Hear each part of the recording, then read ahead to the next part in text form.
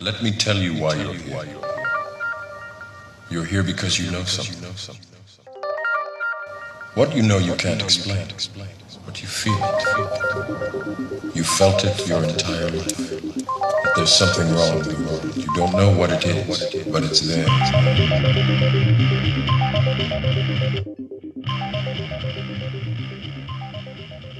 Hello, friends, and welcome to the Secret Podcast with Sixth Sense Media. It's the show that challenges reality, questions at which we've been taught in hopes of inspiring a new direction of thought to bring about change. We make the paranormal feel quite normal, and the supernatural quite natural. And that's exactly what I aim to do once again on this episode of the Secret Podcast. I'm your host, Dennis Nabby II. I'm thrilled to be here this evening. My guest, coming up in just a few short moments, the son of the late Lieutenant Colonel Phil Corso, author of The Day After Roswell. His son, Phil Corso Jr., will be joining me to talk about the legacy of his father, what an amazing man he was. Talk a little Roswell, talk a little UFOs, and we go so much deeper down this rabbit hole. Things he hasn't said before, he shares right here on the show with us, my friends. So you're going to sit back and pay attention to every word of this show. I'm honored to bring it to you this evening, and I'm excited to get into the conversation that I had with Phil. What a neat guy. What a neat, down-to-earth guy. I can't wait to get into that. Let's see, what else is going on in the world here? A couple things in the news came across my thread. I'm going to keep the news short because I want to get to my discussion with Phil. Before I do all that, again, I just want to direct you, here's my quick commercial here, sixthsensemedia.net. Make sure you check it out. Check it regularly. Lots of great stories, lots of great content. Ray Davis is also always putting stuff up there, positive stuff, affirmations. We've got great analysis going on things going on in the news, things going on around the world. We've been tracking the UFO story. A lot of information is out there on that with recent disclosure efforts. Make sure you hit sixthsensemedia.net/IamHuman.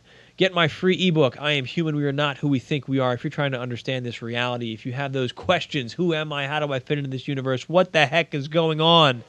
That's a great starting point. You get your free ebook, and then you get signed up for the free secret newsletter sent to your inbox every Sunday morning. Stay up to date, stay connected with what's going on at Sixth Sense Media. And I'm going to go on a tangent for a minute because we're going to talk UFOs tonight. We're going to talk about the disclosure efforts.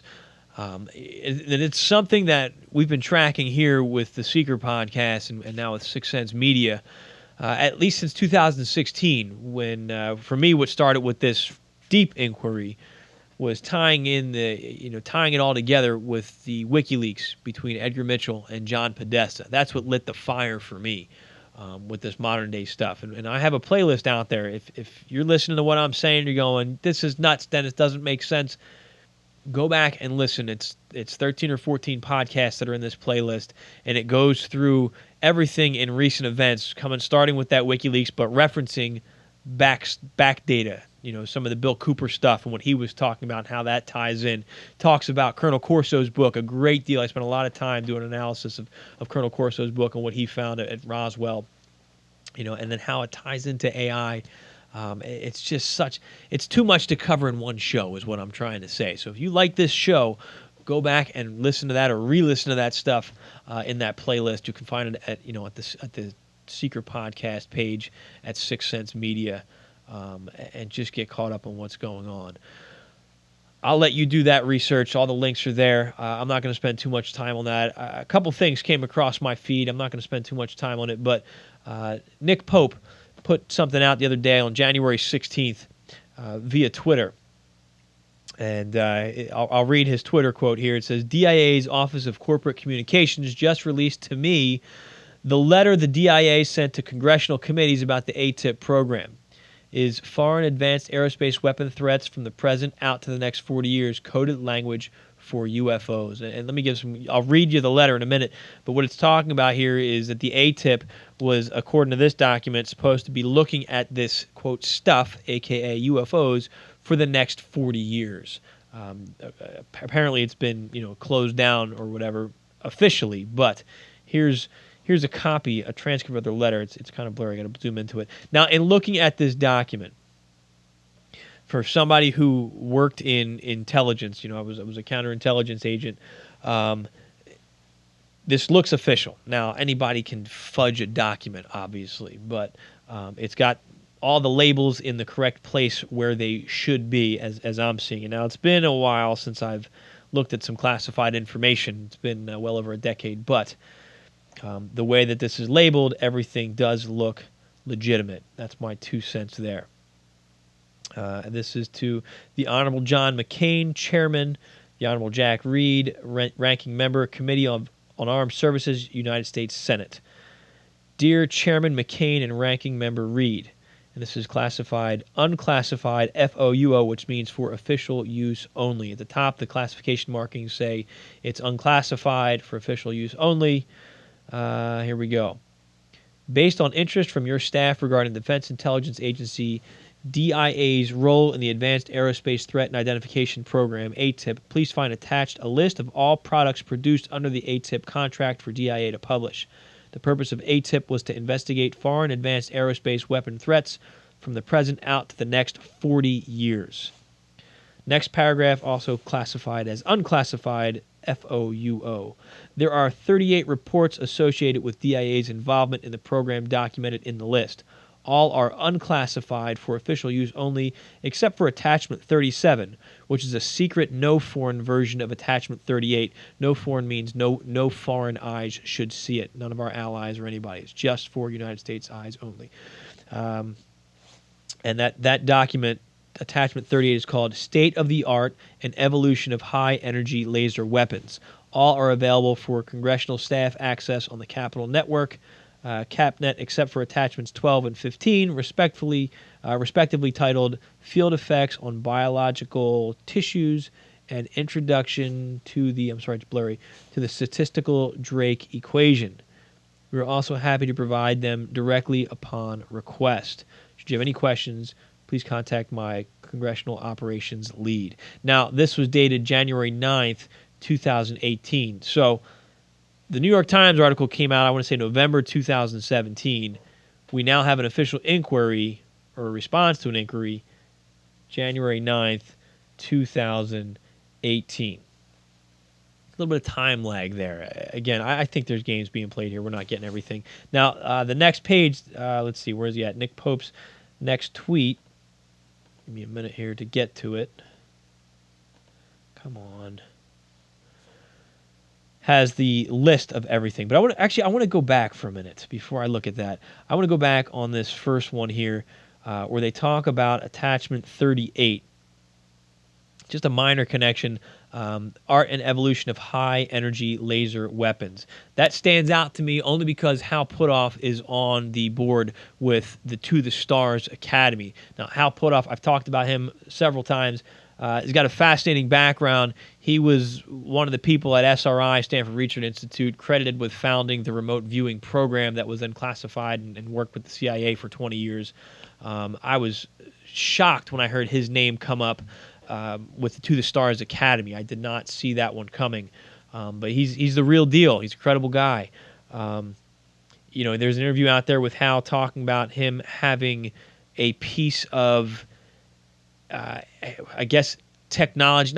piece of equipment or an artifact that came from, I guess, one of these craft.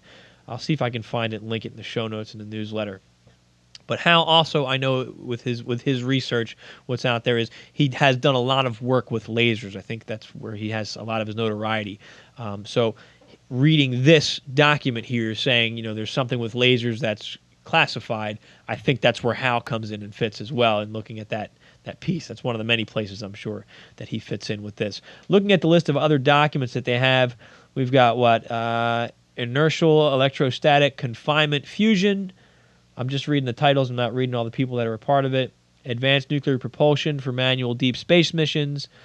Pulsed high-power microwave technology. Space access. That sounds interesting. Advanced space propulsion based on vacuum. Space-time metric engineering.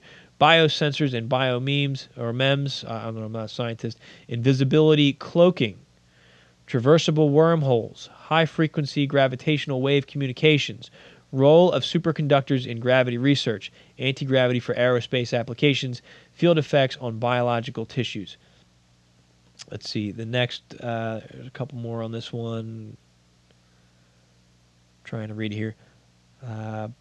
Positron aerospace propulsion. I feel like I'm reading something out of a Star Trek script here, friends.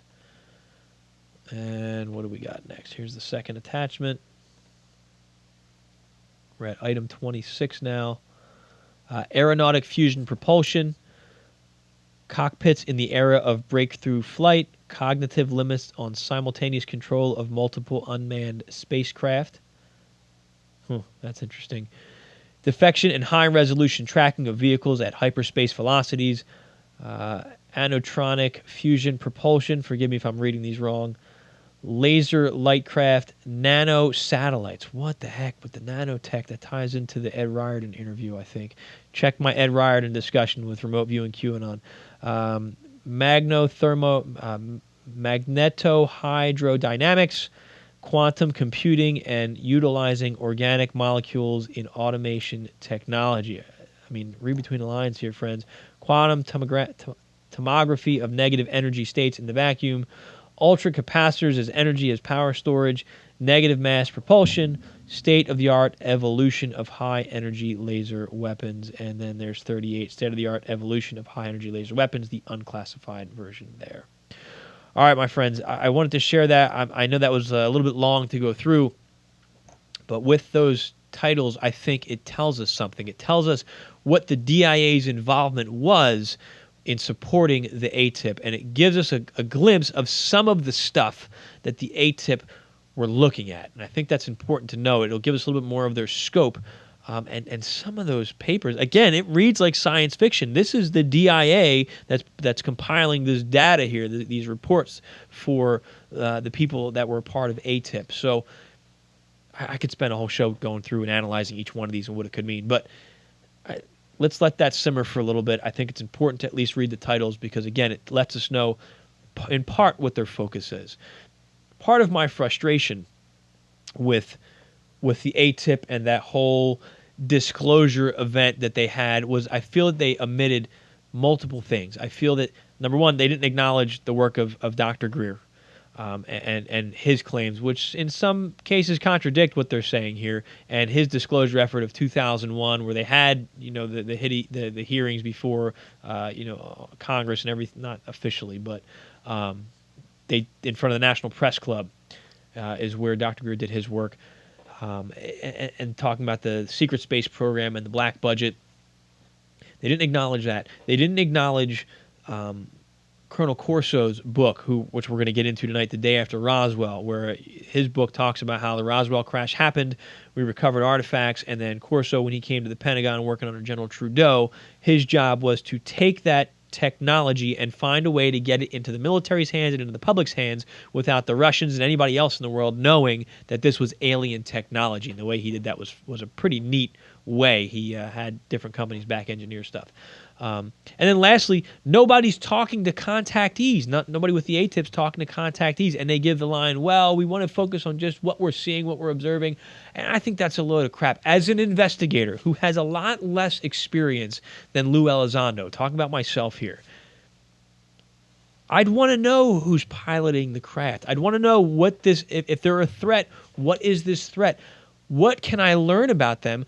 I'm going to go back and I'm going to look at contactee reports, abductee reports, read all the books that are out there, read all the literature that's out there.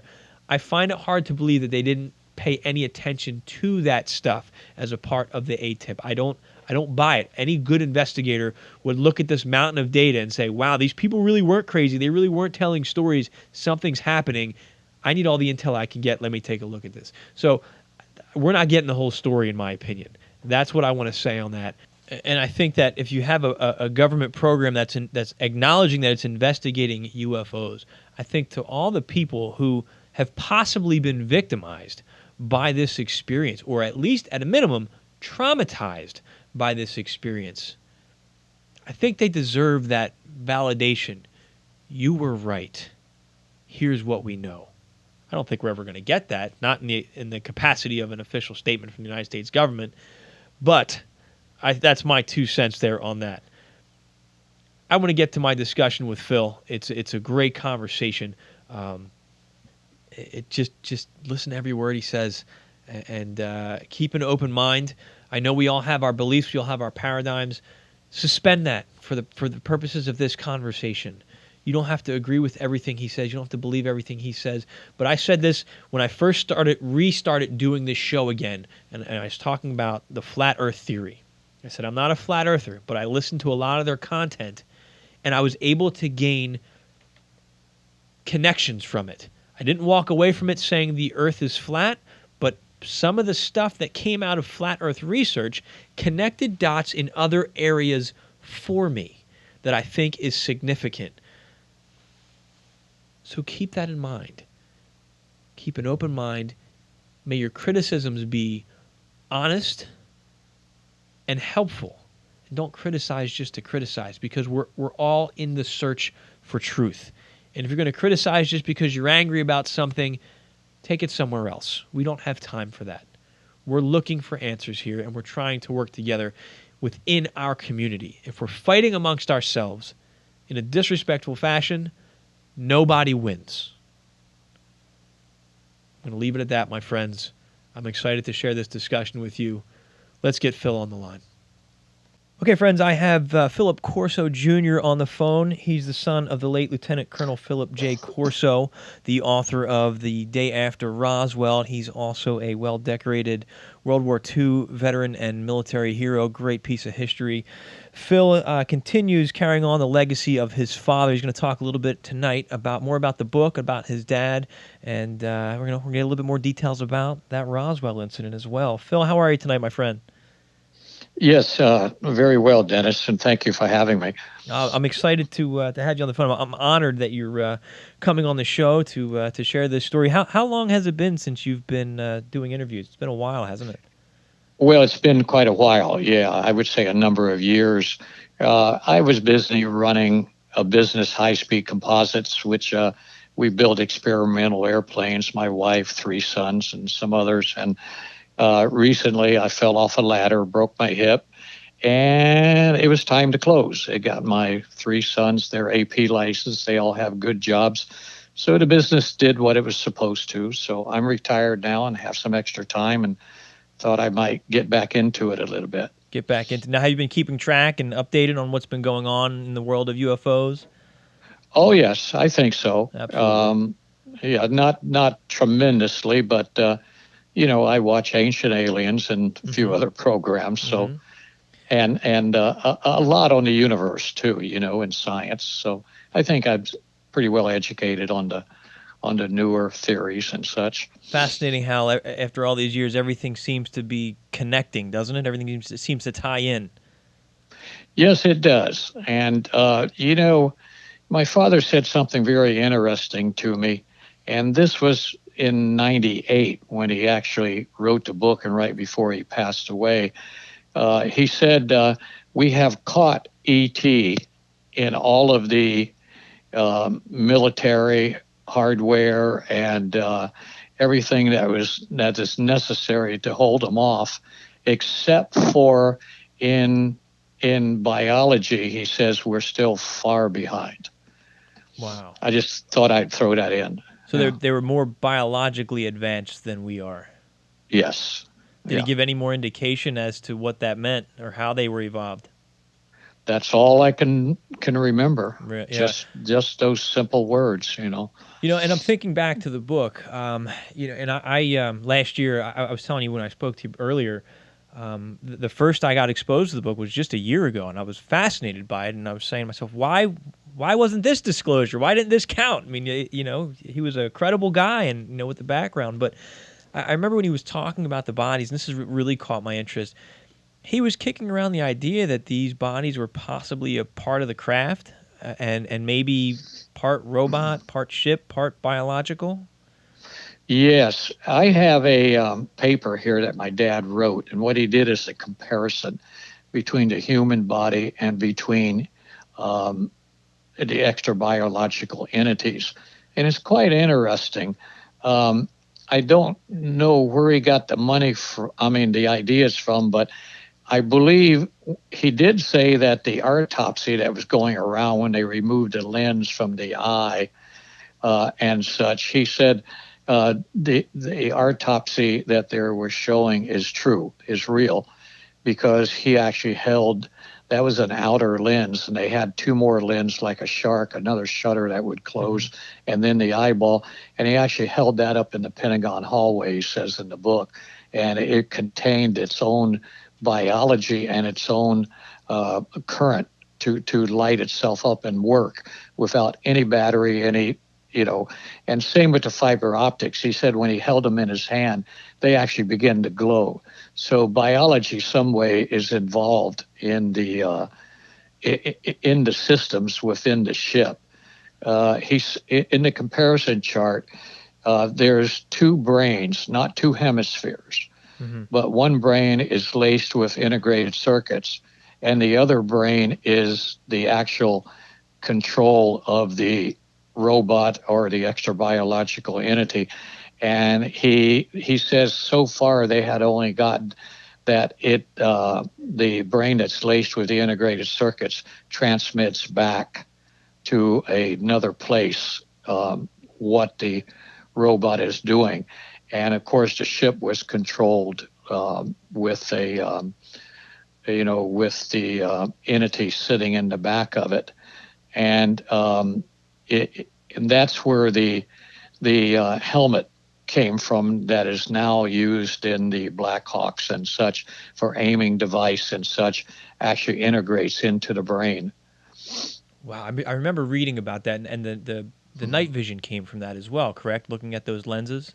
Yeah, and the mistake is that a lot of people make is, my dad said that the night vision, the Germans already had a system, and so did the Japanese. And Fort Belvoir, for instance, was doing research on that. So my dad said he and General Trudeau would naturally plant the artifact and the funds to businesses that are laboratories that were already working in that area there. He would actually not give them the artifact, but he would fund it and then tell them that this is possible. And then if they began to not do so well, he would actually introduce the artifact. And then my father said that they would tell them that the military has first priority.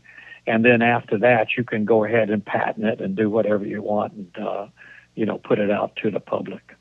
And that was for security reasons, so he wouldn't basically just be advertising, "Hey, we've got alien technology," because this was during the Cold War, and the fear was that the Russians were watching us very closely. I mean, he wasn't even sure who he could trust within the government, correct? I mean, that was the fear, that there were communist spies within the government, correct? Oh, absolutely. In fact, my father said it was Stalin's #1 mandate to steal Roswell technology. That's why they didn't leave paper trails and such like that, because they didn't trust others that were in the government. There was actually the same thing going on as there is now. My father was actually part of a shadow government, right? And there were very powerful people in there. Speaker of the House John McCormick, Senator Thurman, Congressman Feehan, and many senators too. And there was about 40 of them, my dad said, General Stammet, that were actually knew about this technology and actually held on to it. Later on, we had a president come to the hangar or come to the airport and sent one of his CIA agents. And also, I built an airplane for him and made friends with him and such. But what happened there was this president wanted to know more, and I told him, "I'm sorry. My father said that you don't fit the agenda."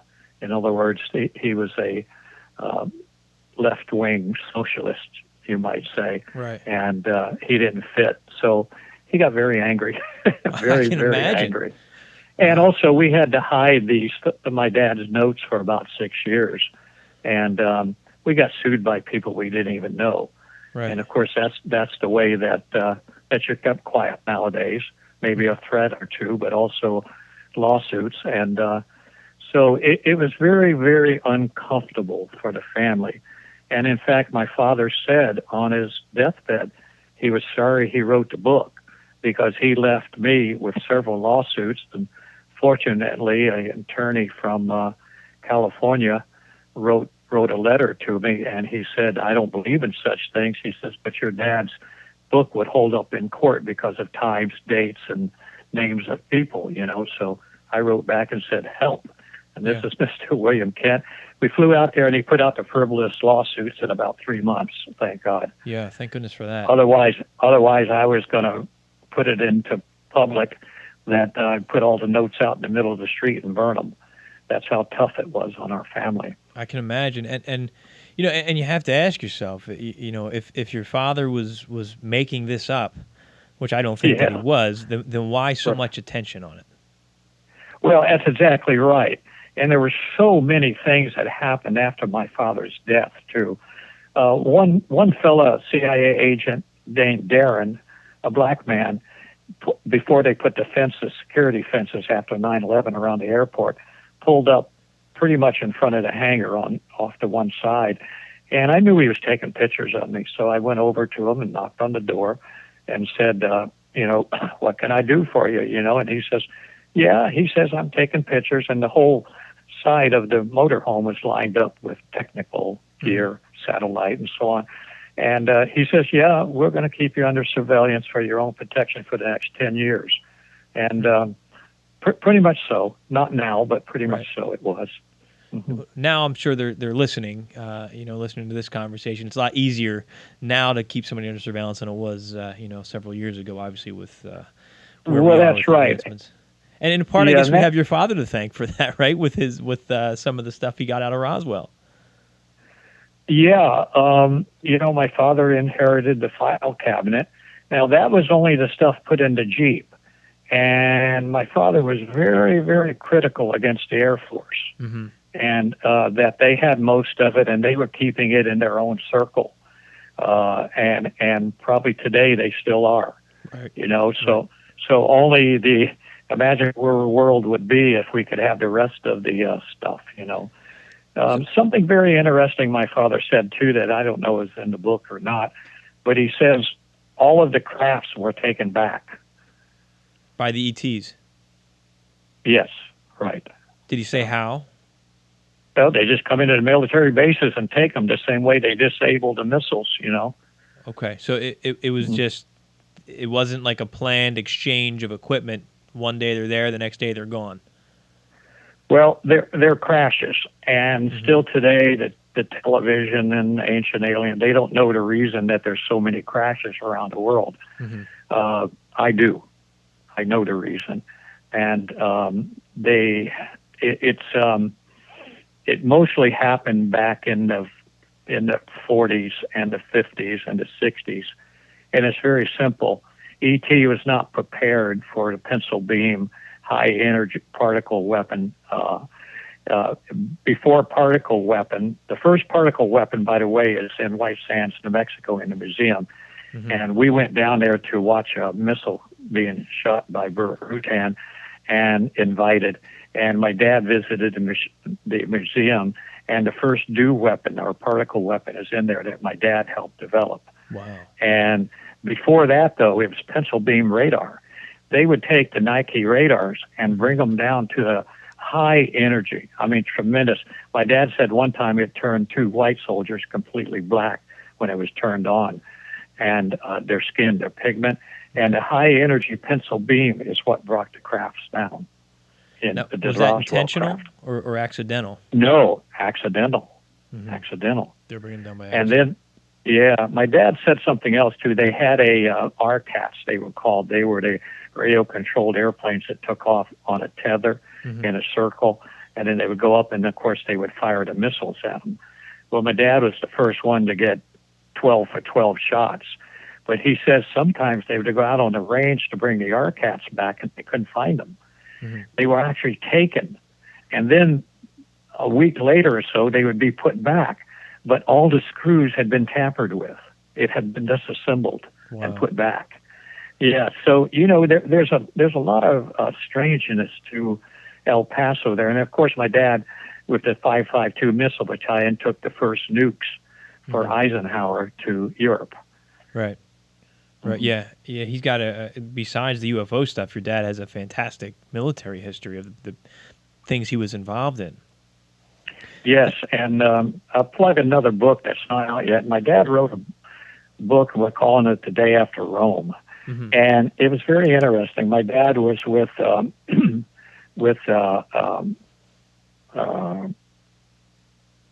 was our tank commander? Rommel was the German. Who was anyway? He came up through South Africa. They invaded Sicily. He came through there, and then a general heard him speaking all of the dialects.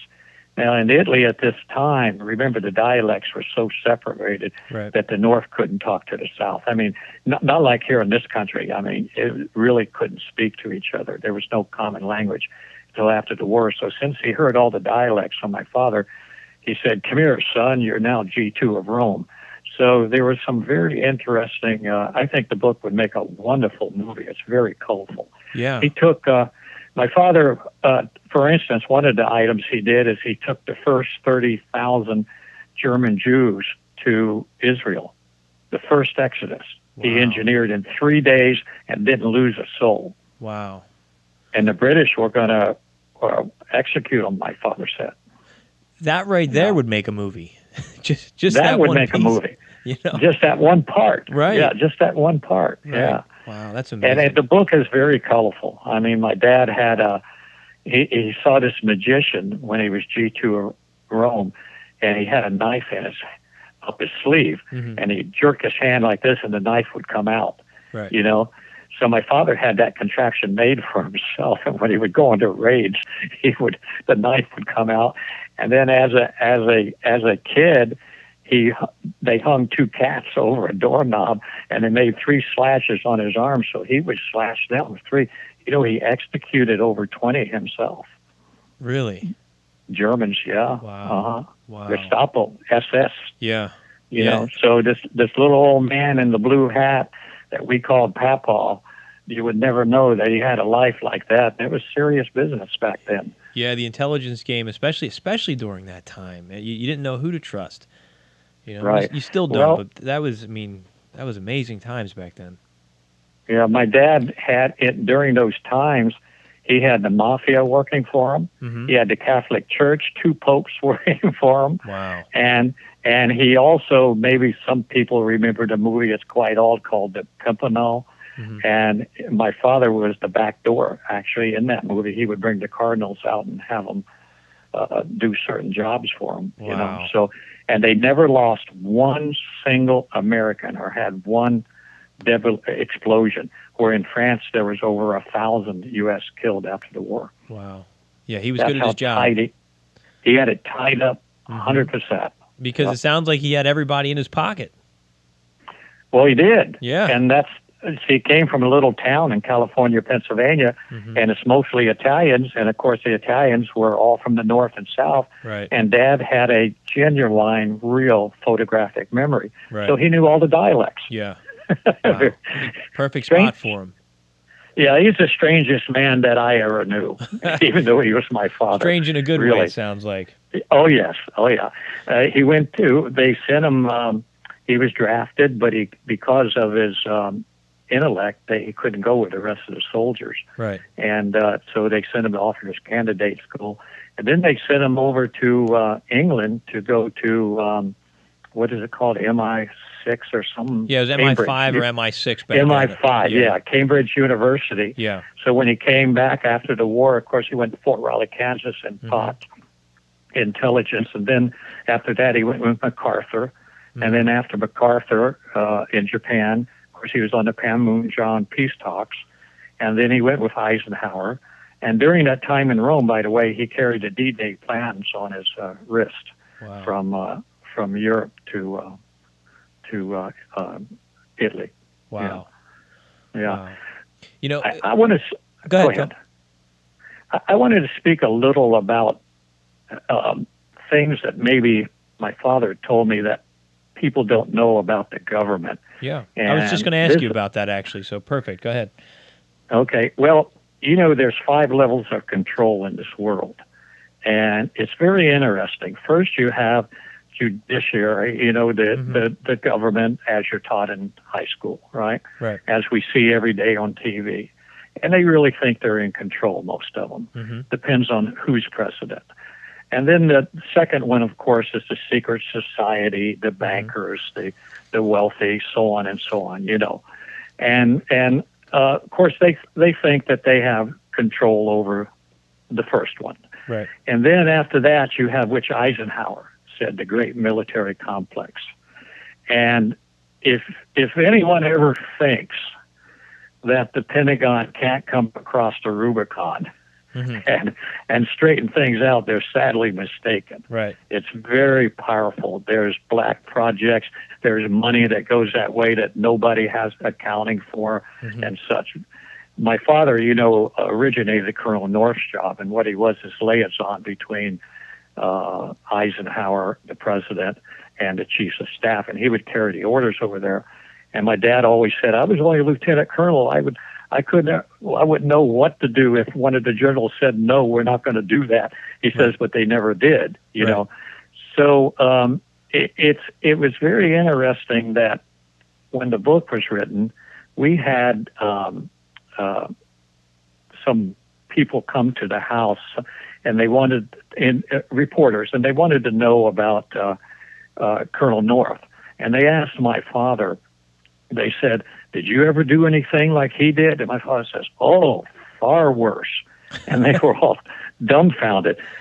But my dad spoke up, and he says, there's a big difference, though. He says, this is what got Colonel North in trouble. He says, in my day, if I would ask you not to report what I just said, you were patriotic and you wouldn't report it. Right. He says, but today you're going to report it if I ask you not to do this. Absolutely. So he says, my father is very worried about that, and that's kind of what the shadow government was about. Actually, they were very concerned about the communist, or you can say socialist professors, and that's what we're reaping right now. But getting back to the 5 controls, right, you can then begin asking questions. Now, the fourth one, of course, is the alien agenda or the future agenda. The next one, of course, is God. And you can say, well, he's the man with the big white beard, or he's the Matrix, however you wish. The best plans sometimes are spoiled, by chance, we call it, but it could be the organization. So you see, once you have these 5, you begin asking, well, which one's in control? Which one knows about the other one? Which one tries to bully the other one? And so all these questions come up. So I think if people knew this, they could begin relating to what's happening today with the division. Now, your father, you said, was part of a secret, like a shadow government, correct? That's right. Now, where would that fall in on this list? What years, you mean? No, I mean, would that fall at the level of government, with the secret society, with the military complex, the alien or future agenda? Where would you say that your father's organization fell in on? I would say the military complex. Okay. And the number one, and the John McCormick being on it, so it was part of the number one. Right. Also. Yeah. So if you're in the higher tiers, obviously you have access to the lower tiers, but the lower tiers don't have access to the higher ones. You got it. Right. Yes. Now that shadow government that your father was a part of, how was that organized? How did you join or get recruited into that? Well, today we talk about the swamp. Okay. Well, the swamp existed for a long, long time. Right. Remember, the socialist professor started coming in right after McCarthyism. So they were fighting it. They were right wingers, they called them back then. And the right wingers were ex-militaries, congressmen, certain Speaker of the House. I was a Capitol policeman under John McCormick. And I can tell you that many times I went with my dad as a boy. Of course, I wasn't involved in it, but I could see the meetings of the shadow government, and some with very your father, influential people. Pardon me? You'd be with your father and you'd see them having these meetings? Yes, exactly. Yeah. And I remember I was really impressed that my dad worked in the Blair House across from the White House, and I'd go there with him. That was his office, and there'd be two soldiers standing there with machine guns, and I was always very impressed by that. Yeah, that's got to be a powerful thing to see. Yeah. I wanted to clear something up, too. A certain individual that condemned my father's book said that my father was not on the what is it, the magic, right? Magic, Majestic 12 or MJ12. Yeah, yeah. Well, that was right. My father corrected him later and says that's right. My father said he was on it, and he used the wrong word.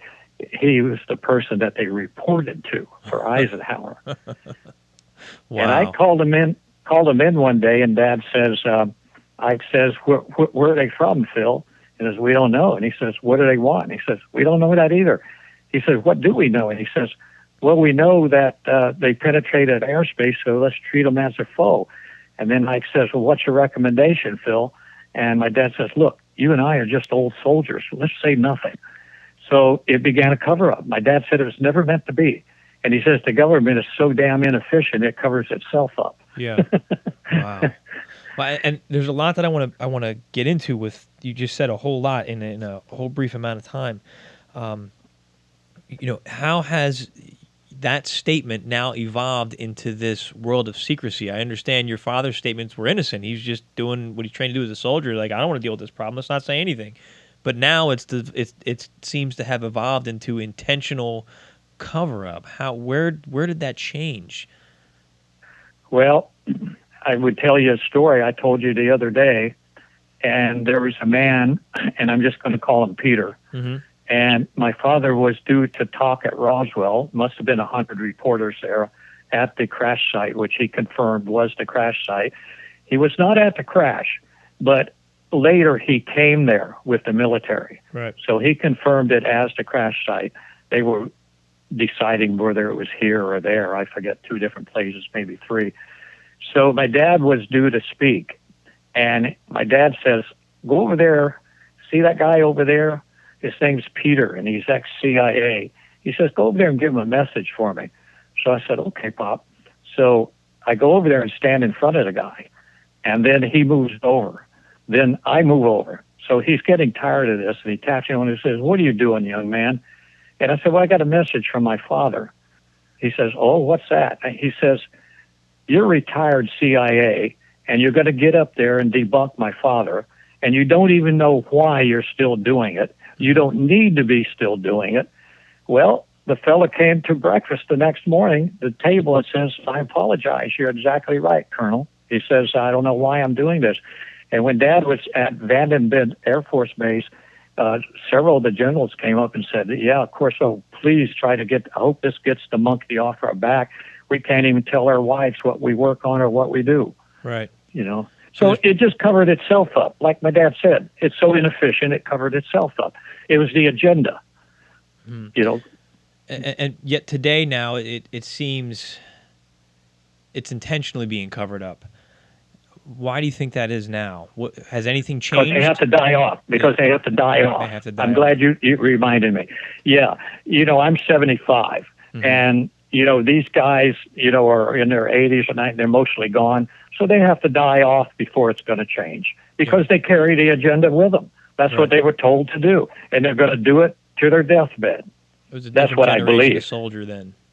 Yeah, that's my belief. I mean, my father didn't say that, but that's my belief. Mm-hmm. Mm-hmm.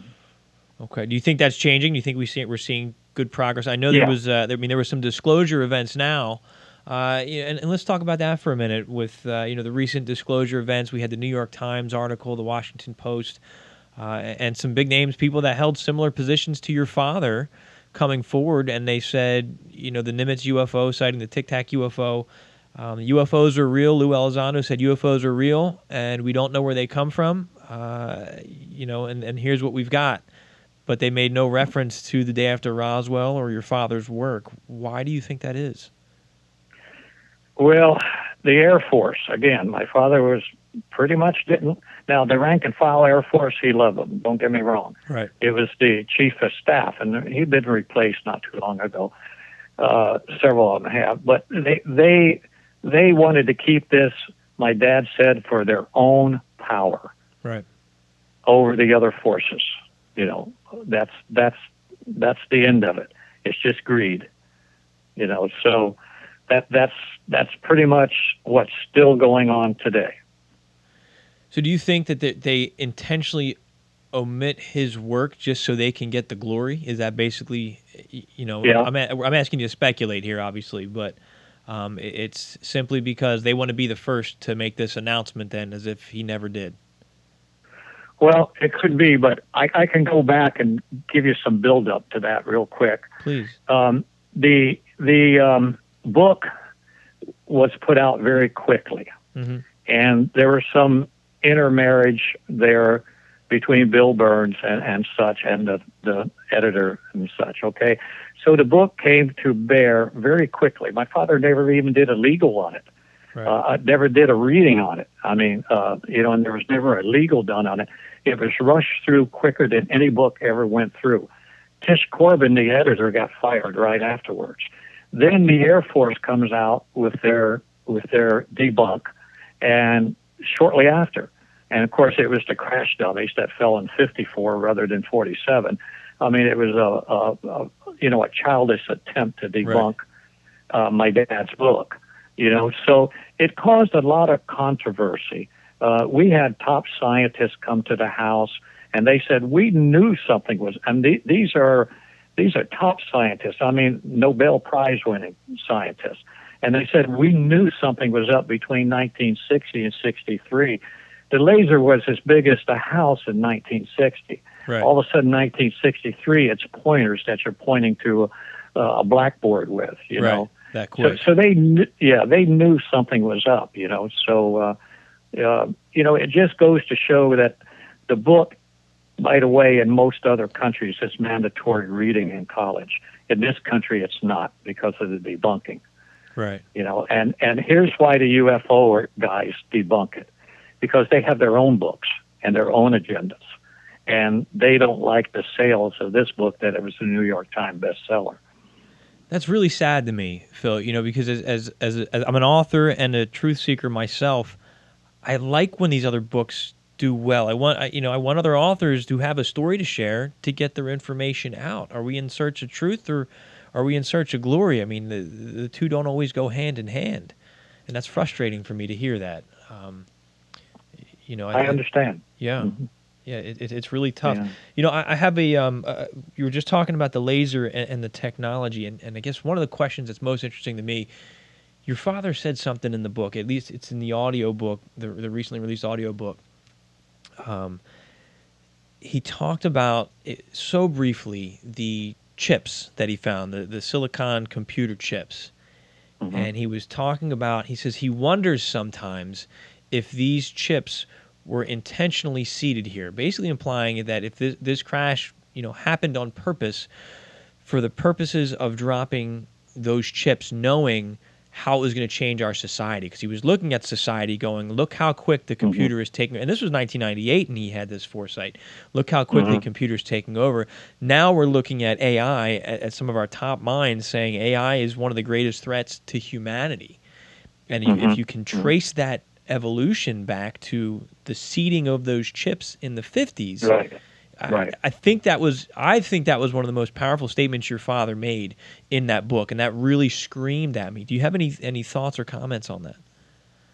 Yeah, I have something to add to that. And by the way, I haven't listened to all the tapes yet because I just kind of felt I knew everything in there. But my two sons read it. I mean, listened to it recently, and they were telling me all about it, how impressed they were. And every time they said something, I have something to add to it. So I would like to maybe do a book on that. Yeah. Yeah. What was the question again now? I'm sorry to interrupt. So we're looking at how it changed. Yeah. Things. Just what are your thoughts on, were those, do you think those chips were seeded? Do you think they were intentionally dropped here in order for AI to evolve on our planet? Well, I don't know, because my father says that you know, they were not prepared for the radars that we had, and then later on the Star Wars and such. So he says we've caught them.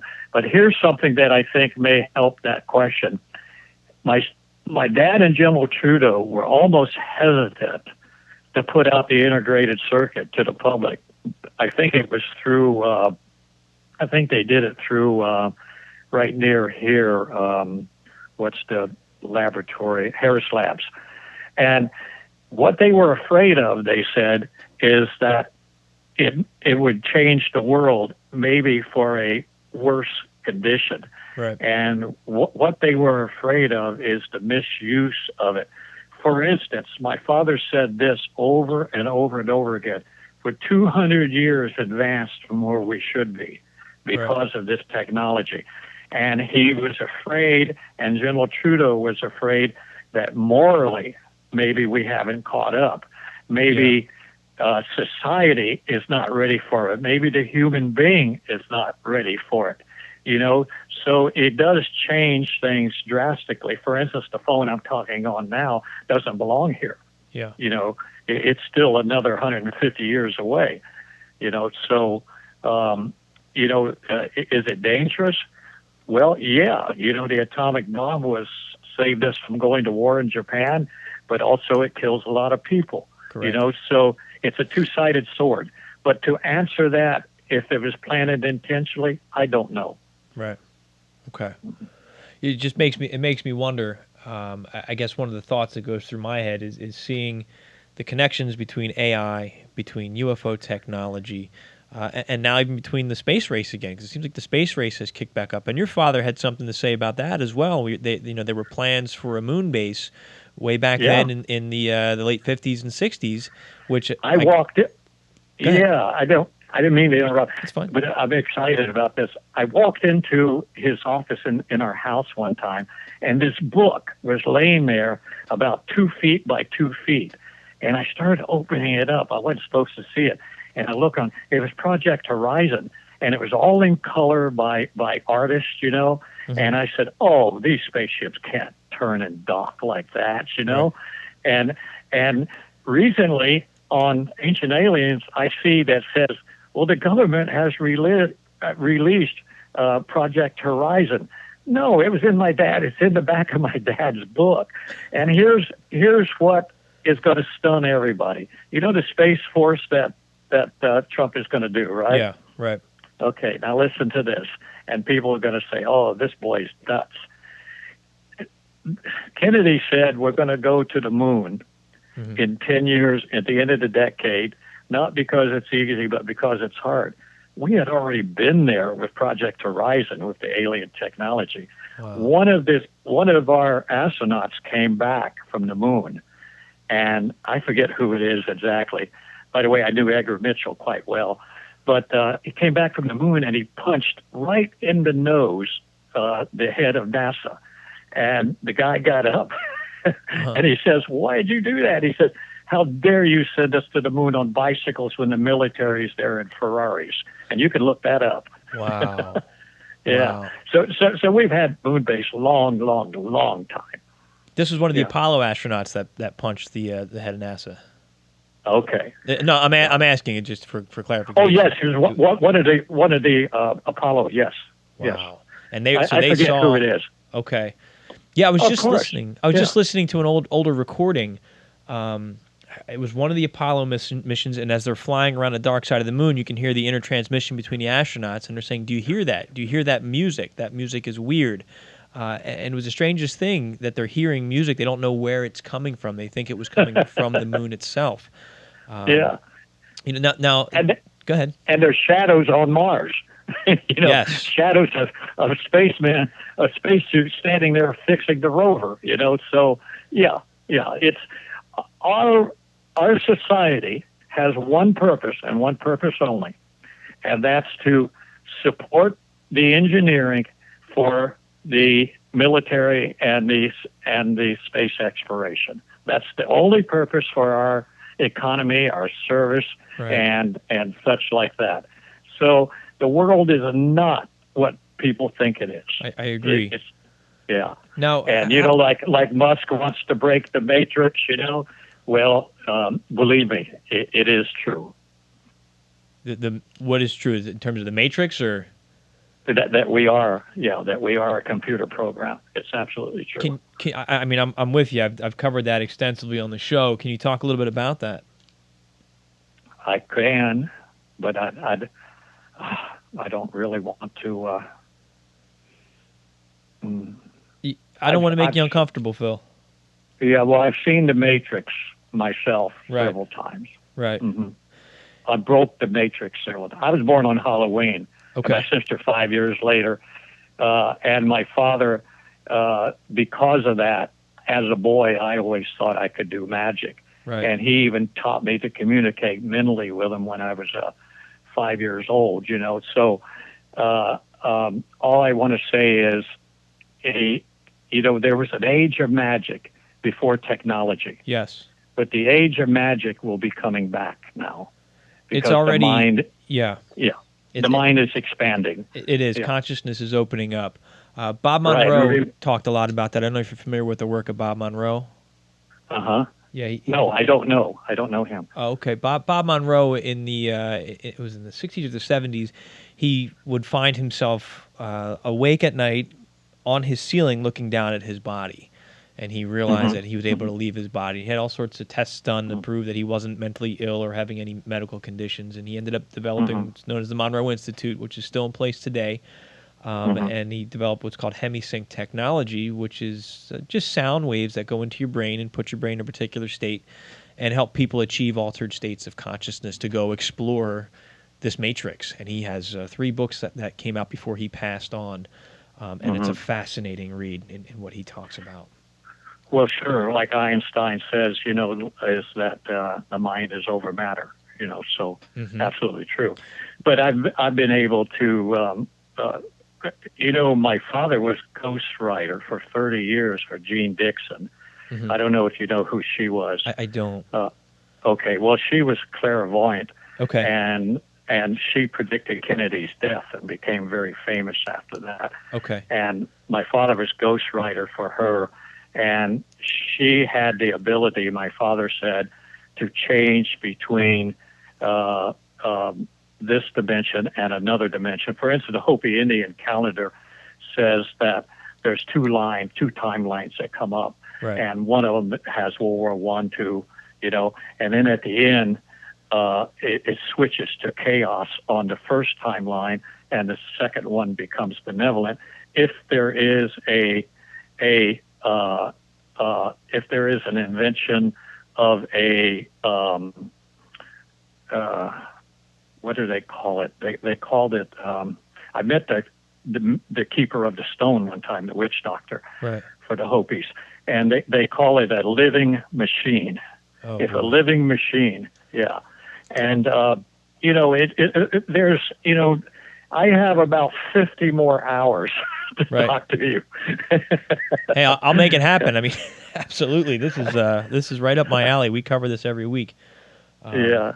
Wow, a living machine. Now, I mean, obviously with the Roswell crash. Roswell crash is it. I mean, what you just described about the bodies. You've seen some of my talks on the videos. Yes, I have. Okay, well then you know where I'm at there. Yeah. Okay. And it's just to hear the Hopi talking about that, way back when with these predictions coming out, and I find it interesting. I was invited to a meeting by Phil Bailey. He was ex Black Projects officer for the Air Force. Right. And I go to this meeting over in Tampa with a guy named Beckworth. Beckworth makes transformers. He made them for the HARP. He makes them for, he did most of the work on the Aldridge, which was the Philadelphia experiment, which I had to brief one time and they took it back from me. Wow. They invited me to this meeting.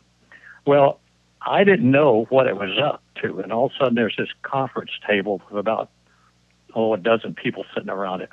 Military, religious, Dalai Lama representatives, some finance people, and such. And so Phil says, well, you sit here at the head of the table. I said, wait a minute, what's going on here? He says, well, they just want to ask you a few questions about your dad's notes and such. Mm-hmm. Well, I don't know how it happened, but it was the first time in my life that I could read each one of their minds. I knew exactly what they were going to say, and I was saying it before them, and they were just sitting there laughing almost. So, Mr. Beckworth, I mentioned the Hopi Indians, and that I had met the the keeper of the stone, and he gets up and says, "Come with me." So we go in his office by himself and leave the rest of the people sitting there. And these are dignitaries, very important people. And he has all paintings on the wall, has Indian stuff, all Hopi. He was very, very tight with them. Now, what he has a time machine, and he took us all in there, and he started it up, and it disappeared. And he says, I want to introduce this to the colleges. And when we came back, we all talked about the military said, no, we don't want it introduced to colleges, that there is such thing. See, UFO is not the cover-up. It's time travel. That's the cover-up. I'm getting pretty deep now. I didn't want to really go this deep. But anyway, at that conference table, the final question is by the military is, we're having trouble with time travel. Mm-hmm. We're bringing back excessive baggage. And I said, yes, that's right. I said, what do you think, that it's you can go from point A to B like in an airplane? No, you have to have benevolent reason. The religious guy stood up and said, see, we told you what your problem is. So anyway, I don't want to go any further into it, but the world is not what most people think it is. I completely agree with you, Phil. Mm-hmm. You know, and with the time travel, I promise I won't press you hard on it, but it definitely catches my attention because it seems as if you have to wonder sometimes, are we being manipulated from somebody who has the standpoint of traversing time? And they could say, well, let's go change this to affect this way. And it's almost like they're one step ahead of us with that knowledge sometimes. Well, sure. Yeah. I was you're going to let people fill in the blanks here. I was dead for 9 minutes when I was born. Right. You know, and I do know that there's something else besides what we think is going on. Reincarnation, all these things, the religion and all. I mean, it is a benevolent universe. You don't go back in time and kill your father and you disappear. Right. It doesn't work that way. Right. You come to another time. You grow forward in a different timeline. Right. Yeah, right. Exactly. Yeah, I've talked about that before. That's what Philip K. Dick, the author Philip K. Dick, talked about, and they laughed at him in the 70s. He says, you know, I glimpse other worlds in my dreams, and these are not dreams. These are alternate realities. He says in deja vu, what happens with deja vu is when someone, and he didn't say who, goes in the back and changes something. It doesn't change your timeline. What deja vu actually is a new timeline starting, and it's a copy of the original timeline up to that point. And if you have deja vu, you are actually in an alternate timeline, and you're remembering the last few moments of the base reality that your other self is in. Does that make sense? You got it, yeah. And here's the other effect that takes place. When the new timeline grows forward, like 200 years advanced from where we should be, does it affect the timelines before that and after that? Yes, because it's a wave. You know, it's a wave coming to the shore, you know, and it waves over into the other timeline. Mental entanglement. Yes. You know, there's quantum entanglement. Well, now they're finding out there's mental entanglement. Yes, and that accounts from for one timeline to the other. I've had a few experiences like this, but I've had a guest on my show. I call her the astral projection avatar, where she's actually able to wake up in another reality as somebody else and experience it as real as, I mean, you know the difference between when you're dreaming and when you're awake. And she says it's physical. She feels things. She has these experiences. Yeah. Okay. You're able to do that as well. I have that. Yeah. And my dad did too. Mm-hmm. In fact, when Dad lived with us before he passed away for 5 years, I'd go wake him up, and it was real hard to wake up, you know? Yeah. And I'd say, where you been, Papa? You know, and he says, well, I've been here, or I've been there. And then he says, oh man, he says, those gods really play rough, you know. Yeah. Wow. Your dad was a special guy, Phil. Wow. Oh, he was. If I could tell you some of the things, not now, but later, I'll tell you some of the things that he could do. I used to think he was Thor. He loved lightning. Oh. Maybe he was. I saw him get struck when I was a kid in Fort Riley, Kansas. Our apartment was down below the road, and I saw him come running up the bank and struck right on top of the head with a lightning bolt. And my mom and I were screaming. He comes walking out like nothing happened. Wow. Then he says when he was a kid, he used to go out in the storms, and his grandma would yell at him to come in. And he says he used to love it, you know. Wow. Yeah. And wow. I've seen him get so bad he blows transformers. Yeah, and that's common with people that have that that psychic talent. Everybody has that talent. It's just more developed in others than it is in some. That's true. Mm-hmm. That's true. Yeah. You have to live in this world, so you can't get too far off base. You know, right. You're here, and if you get too far off base, you go crazy. You know, so you have to remain here and deal with it. And others will laugh at you because there's two types of human beings. Mm-hmm. As Edward Casey said, there's a human being that is capable of love, and then there's the imitators. You know.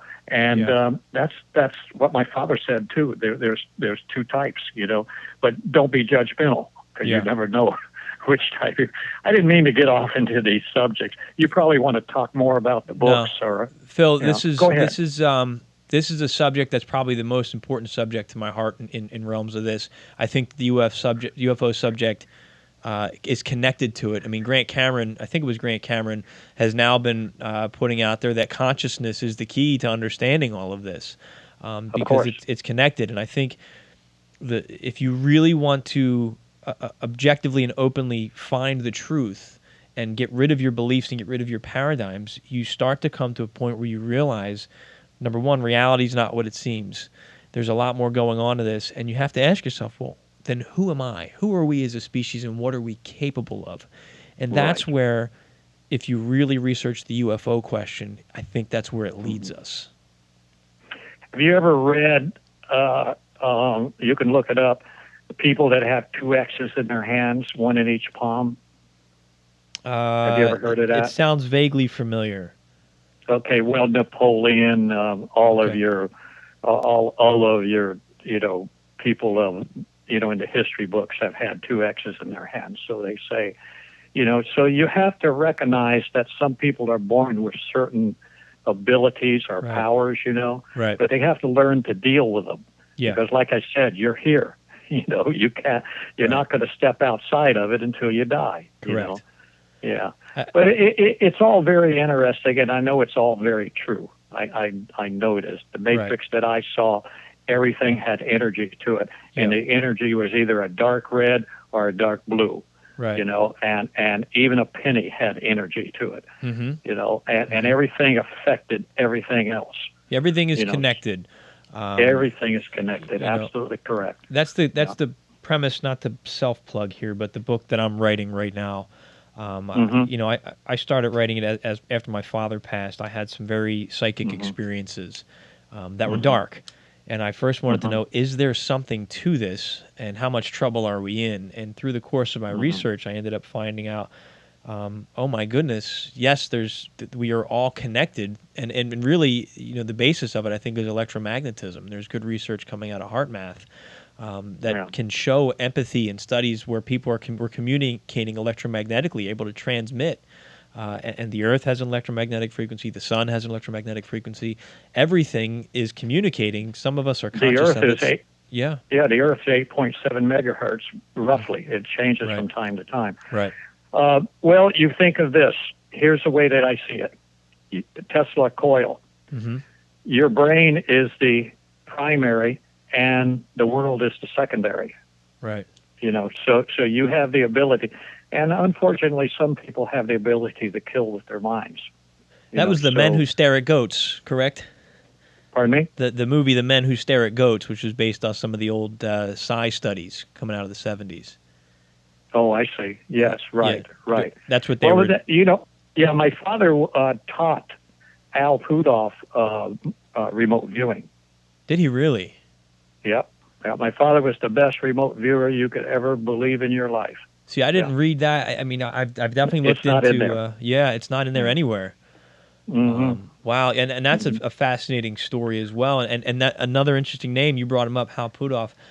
You know, he was in there with the remote viewing studies with Ingo Swann and Russell Targ and everything that they were working on, and then the 20 years of the CIA.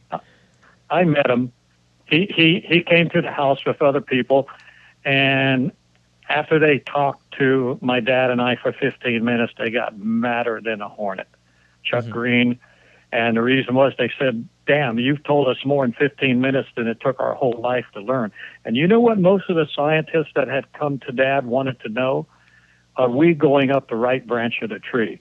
That's all they wanted to know. Right. Is our research going in the right direction? Right. You know, and if you think about that, that's what counts. You know, you can spend a lifetime going down the wrong branch to a dead end. Correct. You know. Correct. Yeah. Now, I find it interesting, you know, with that connection between Hal and your dad, and now Hal is strongly connected to this new movement with To the Stars with the disclosure efforts. I don't understand that. Say it again, please. I just find it an interesting connection that your father had a relationship with Hal in terms of training him, and now here all these years later, Hal is a part of the team that came with the official disclosure announcement back in the end of 2017 with the To the Stars Academy. Hal's like their head of science and research.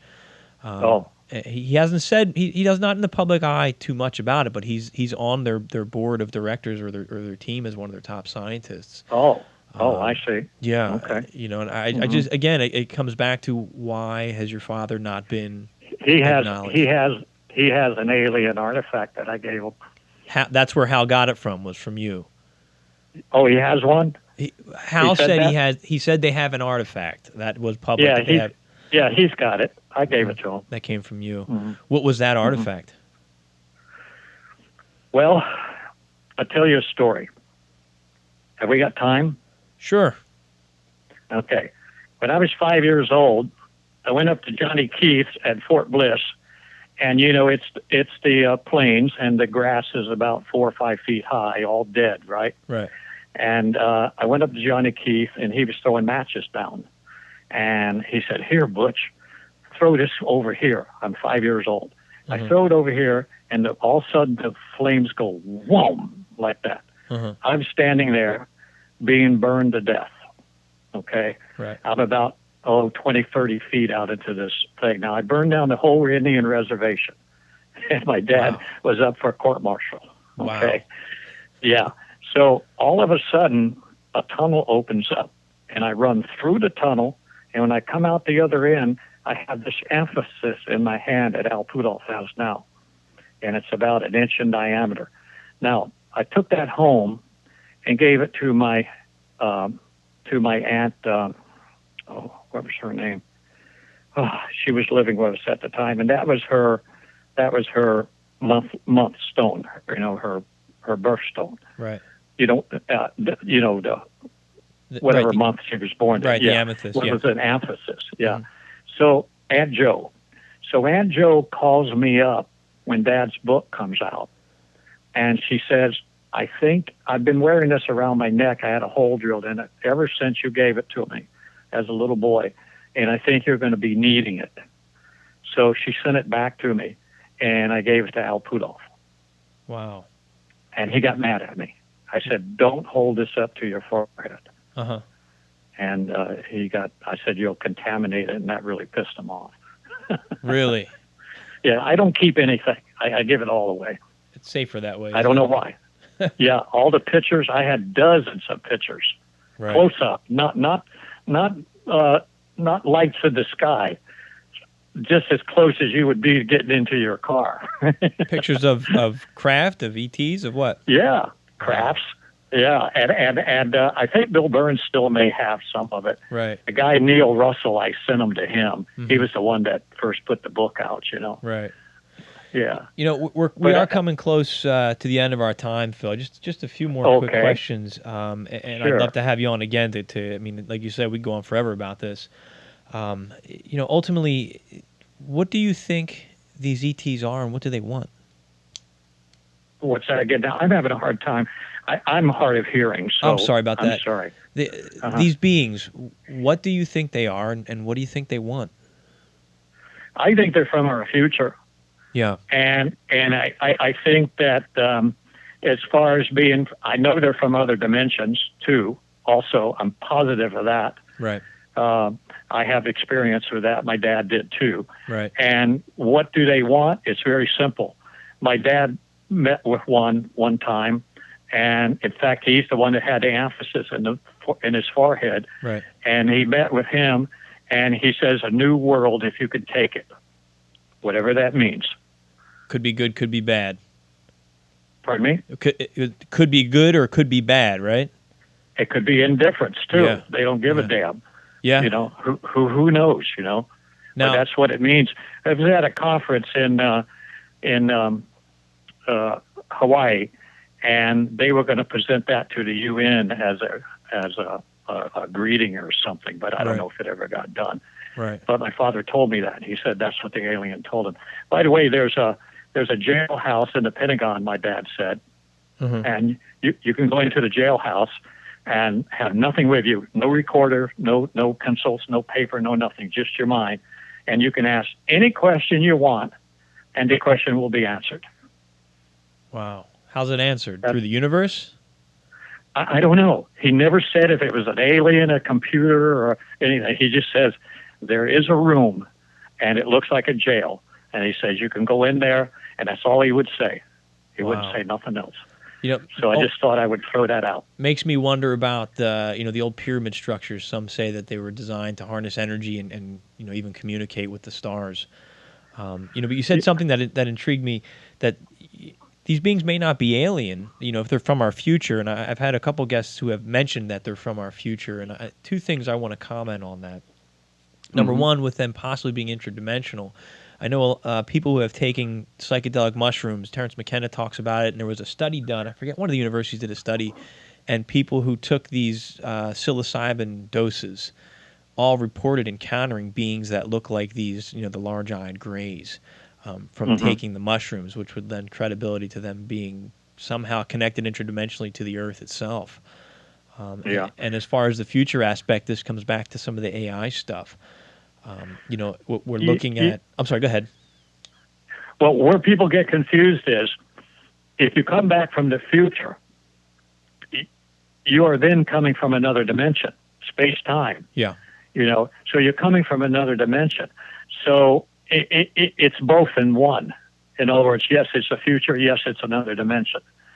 Makes sense. There are theoretically 11 dimensions. My father said the fifth dimension is the most interesting one there is. So absolutely, there's it's all real, it's all here, and it's just for us to begin to understand it, But a new world, if you can take it, if you don't want it, all right. If you want it, okay, we'll help you, Yeah. Wow, that's or you're capable, not just want it, but capable. Capable. Right now, I don't think we're capable. My father said this, last thing, I guess we're getting close. He said there's something awful about the human being. Yeah. Quote. That's quote. And did he say what that was? No. But I tell you one thing I did real quick. I came home one time. I used to sit on the floor after building my airplanes because I'm full of fiberglass, and Dad's writing on his desk. And I, just like a little kid, I don't know what made me say it. I said, who is God anyway? Yeah. And his answer was very interesting to me. He says, God is the intellect.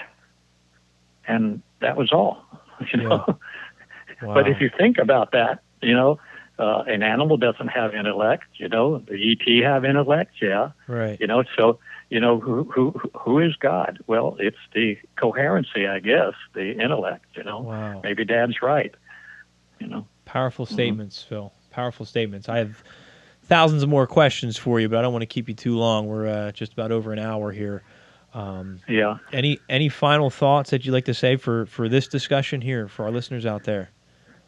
Well, I enjoy very much talking to you because you're very easy to talk to. Thank you. I've told you some things that I would not have said a few years back, Right. but I do notice that people are changing, you Yes. know, and they're becoming more knowledgeable of the other existences, you might say. Yeah. And I'm sure, and you sound like you have a good handle on that also. Trying So to. I enjoy very much talking to you. As did I, Phil, and it was very rewarding for me. You gave me a lot to think about. I didn't expect the conversation to go in this direction. I think that speaks to I didn't either. the I didn't synchronicity either. of things. I think it was important and meant to happen this way between the two of us. We have a lot more in common than I thought, and Yeah. I'm happy about that. So I thank you. And anything else, anything you'd like to say just about your father in general that you'd like the world to know now? Well, yeah, my father never hit me, Mhm. never raised a hand to me. I never heard him cuss. And he never exaggerated. Everything was as a intelligence officer would say. In Right. other words, he was a very gentleman, but he Right. was also a warrior. Yeah. So that's what I would say about my father. Wonderful. Okay. All right. Now, I want to just plug the audiobook again. That's available, you said, through audible.com, right, which you can find through Amazon, The Day After Roswell, and that's the one that's narrated by Bill Burns, correct? Yes. And if Bill Burns listens to any of this, I need to talk to him. I've lost his number. I could call Simon & Schuster, probably get it. But if he's out there, if he could give me a call, I'd appreciate it. All right, Bill, get in touch. And Okay. hopefully he'll contact you. And if he wants, he can contact me, and I can get him in touch with you as well if he lost your number or whatever. Great. That'll be fine. That's great. You can give him my phone number. Okay, fantastic. So, Phil, I want you to hold the line for a minute, and then Yes. we'll get back to it. And I'm going to go ahead and move on. So, Phil, thank you so much. It's been a pleasure having you on the show. Absolutely. Thank you. The synchronicities were strong with this show. I didn't expect us to talk about Matrix level stuff. I mean, that's kind of the core of a lot of what I've been exploring. So, getting personal here on a personal level for me, this show connected a lot for me. It surprised me. And with that being said, I can't close the show without talking on this in a little bit more detail. Thinking about the AI connection, the Matrix reality that we may be existing within with time travel, and how that could all possibly fit. And I have to come back to the question that I asked of Phil of his father's experience, his father's statements in the book. And Phil, he wasn't sure. He couldn't speak on it in any greater detail. But his dad had said, Colonel Corso had made the statements that he often wondered when he looked at these beings that were with the ship. He wondered if they were a piece of technology, somehow biological, technological merger there, like a hybrid, I guess, that they were part of the ship. And when he was looking at the integrated circuit, his question was, I wonder if this chip was intentionally seeded here, if it was dropped here for it then to evolve into what it is today. And that statement was so incredibly profound for me when I read it. And the reason being this, if we're looking at where AI is going right now, sometimes I feel like it's invasion of the body snatchers, but it's a slow, gradual takeover. I mean, the plan, if we look at what's coming out of Google and Ray Kurzweil, if you listen to what Elon Musk is talking about with his Neuralink to merge the human mind with AI. Elon Musk has flat out said, if you can't beat it, join it. Ray Kurzweil said, the next 20 to 30 years, we're going to be able to upload our mind to the cloud and exist within this virtual reality and live forever, is Kurzweil's plan, one of the engineers at Google. There's some scary implications here, and I wonder if somehow this is connected to the future or directed by the future. Maybe there's an AI in the future that wants to, and I'm totally out on a limb here, but that wants to ensure its own creation.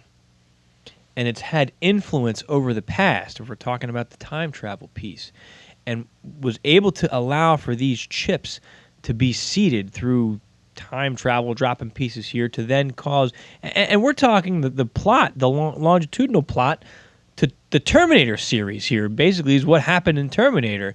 The machines were created because he found the arm of the Terminator in the past that came from the future that then allowed him to recreate the machine of the future. What came first, the past or the future? You know, but when you talk about multiple timelines being split off, do I sound crazy here? It makes sense in my head.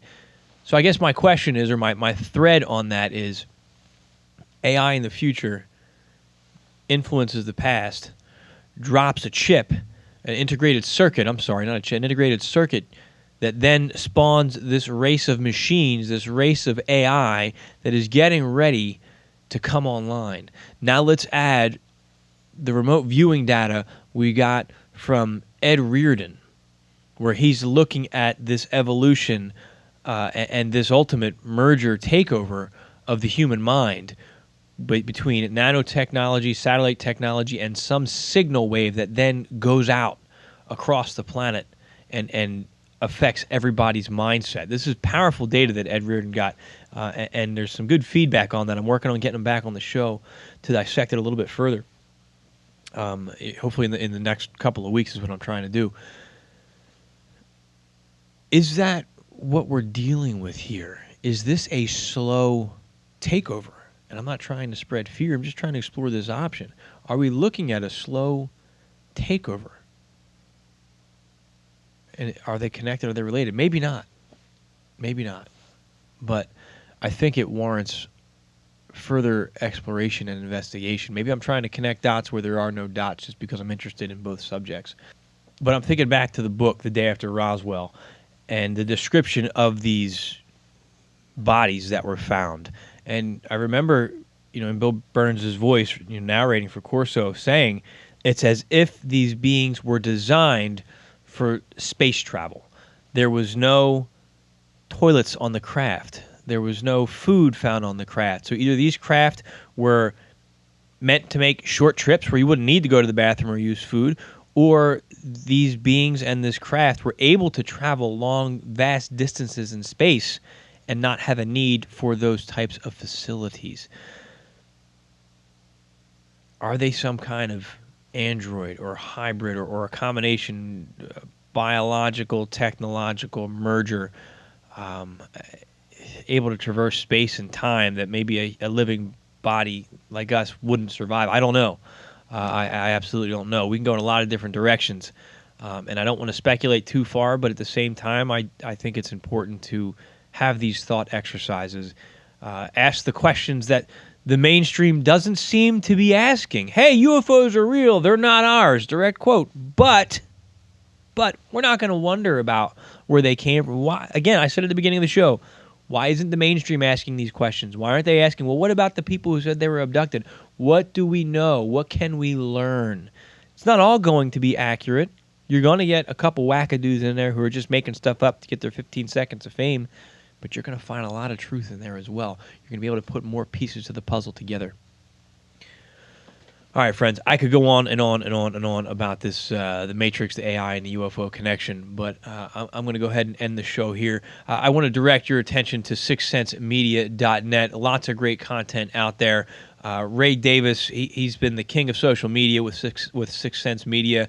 Always has engaging content. He's also the founder of the Affirmation Spot. He's got free affirmations up there linked through sixthsensemedia.net. If you're looking to empower yourself or improve your life, if you want to change that negative thought loop that you have running through your head, Ray Davis has the tools for you to start that journey. Check it out. Also check out his book, Anunnaki Awakening. It's a fantastic piece. If you want to get a fictional perspective of really, there's a lot of nonfiction work in there of the history of the Anunnaki and what it might be like if they were to encounter us today. It's a great book, Anunnaki Awakening. And please don't forget to get my free ebook, I Am Human and We Are Not Who We Think We Are, for you truth seekers out there who are wondering what is going on with this reality. Why am I waking up and there's things in my room in the middle of the night? Where do I fit in this world, in this realm of existence? Please check it out. It's a free ebook. You'll be signed up also to receive the free Seeker newsletter every single Sunday right to your inbox. I also want to direct you available via Amazon.com, Audible.com. The Day After Roswell, the audio book.